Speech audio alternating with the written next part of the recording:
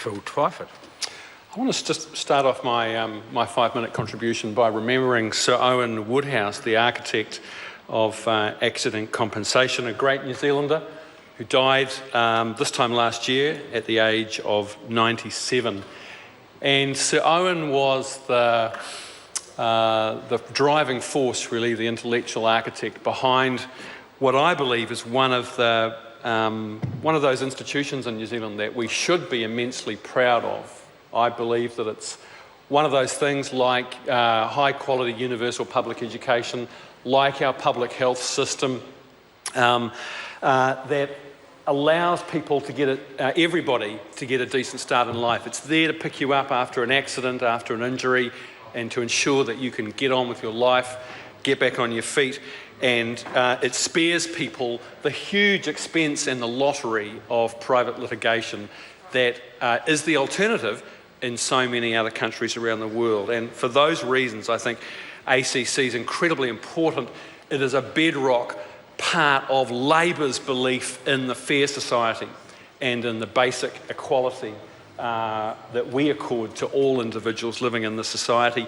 And that is why, Mr. Speaker, the debates over ACC get so heated in this House, because on this side of the House, we stand for that equality, we stand for active government, we stand for all those things that Kiwis can do together to make this society work better. And on that side of the House, they have systematically over the years undermined, they've privatised ACC. They don't believe in it because they're fundamentally uncomfortable with social provision. And the hallmark of this national government's management of ACC is two things. The rorting of the ACC levies in order to prop up the surplus that never ever arrives. And secondly, they instituted from the day they were elected a culture of disentitlement.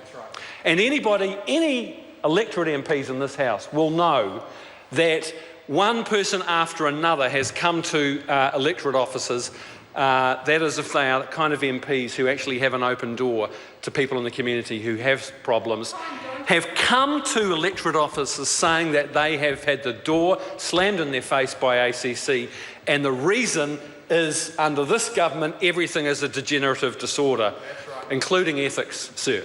And that is the culture of disentitlement that this government has introduced into ACC.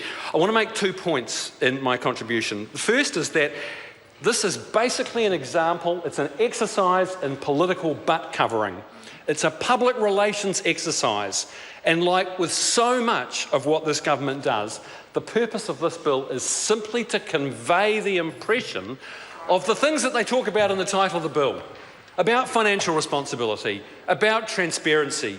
But nothing could be further from the truth when it comes to this government's management of accident compensation.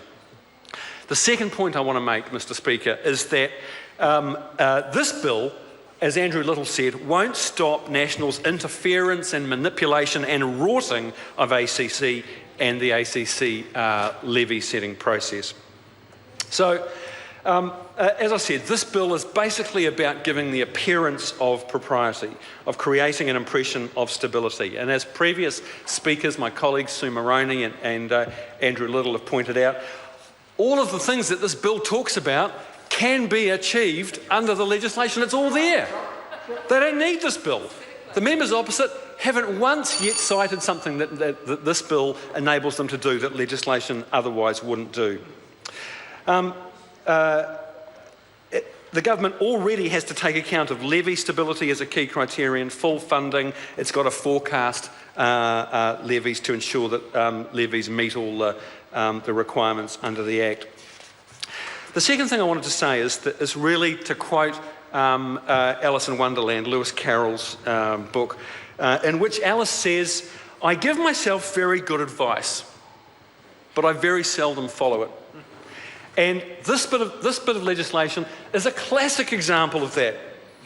The bill talks about transparency, and yet the deceit of this government in Nick Smith's manufactured crisis in 2009 is a classic example. In fact, it's a classic example of what almost everything that Nick Smith does. The cynicism of the way Bill English has rorted the levies to prop up his government accounts for the last 7 years. National doesn't need to give themselves this advice. They just need to change their ways. Sarah Dowie. Mr. Speaker, well, thank you very much.